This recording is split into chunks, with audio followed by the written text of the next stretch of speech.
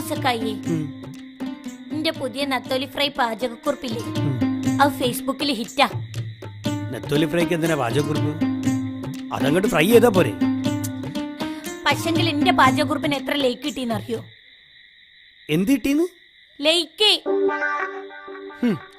എത്ര ലേക്ക് കിട്ടിയെന്നൊന്നും എനിക്കറിയില്ല. നാളെ ഈ ഫേസ്ബുക്ക് ഒന്നും പറഞ്ഞു നടന്നിട്ട് അടുക്കളയ്ക്ക് അറിയില്ലെങ്കിൽ അനക്ക് എന്റെ അടുത്തുണ്ടെങ്കിൽ കിട്ടൂ. ആ ലേക്കല്ല, ഒന്നാം തരം. നിങ്ങക്ക് അസൂയ. ഞാൻ ന്യൂ ജനറേഷൻ ആയി പോയെന്റെ അസൂയ. എന്നെ അങ്ങനെ തച്ചാണ്ടല്ലോ ഞാനത് ഫേസ്ബുക്കിൽ ഇടൂ. മൈ ഹസ് മൂസ തല്ലീന്ന്. അന്നെ കൊണ്ട് നമ്മള് തോറ്റ്. ഇതൊന്ന് മിണ്ടാണ്ട് കിടന്നുറങ്ങിക്കോ. ഓളൊരു ഫേസ്ബുക്ക് മാങ്ങാത്തൊലി. മൂസക്കായേ ഇങ്ങോട്ട് നോക്കി. നാളെ ഞാൻ നല്ലൊരു ഫോട്ടോ ഇടും. നിങ്ങളൊപ്പരുള്ള ഫോട്ടോ അല്ലേട്ടോ. നിങ്ങളെ കണ്ടാൽ ആരും ലേക്ക് തരൂല. നാട്ടുകാരെ ലേക്ക് ഇട്ടിട്ടല്ല നമ്മൾ ജീവിക്കണേ, നമ്മൾ അധ്വാനിച്ചിട്ടാ. അല്ല ഈ ലൈക്കിന് വെച്ചാൽ എന്തു കുന്താ?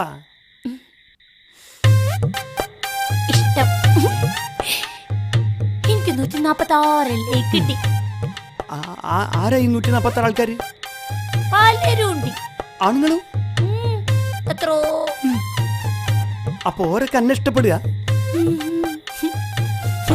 പിടിപെട്ട് പോയത്. നിങ്ങൾ ഓൾഡ് ജനറേഷനാ. ന്യൂ ജനറേഷൻകാരൊന്നും നിങ്ങൾക്ക് അറിയില്ല. ആരെങ്കിലും ചോദിച്ചാ ഫേസ്ബുക്ക് ഇല്ലാന്നൊന്നും പറയല്ലേ. ഉണ്ടെന്ന് പറഞ്ഞാതി, അല്ലെങ്കിൽ നാണക്കേടാ. എനിക്ക് ഫേസ്ബുക്ക് ഇല്ല, വേറൊരു ബുക്ക് ഉണ്ട്. ഏത്? പറ്റുബുക്ക്. പലചരക്ക് കടയിലെ പറ്റുബുക്ക്.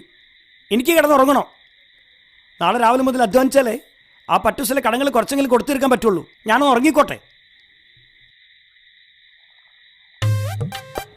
പഠിച്ചോനെ, നാളത്തെ ഫോട്ടോക്ക് 250 ലൈക്കെങ്കിലും കിട്ടണേ. ഒന്ന് കിടന്നുറങ്ങടി പോത്തെ. ഓ, ഒരു ലൈക്കും കമന്റും ഇല്ലാത്ത മനസ്സേ.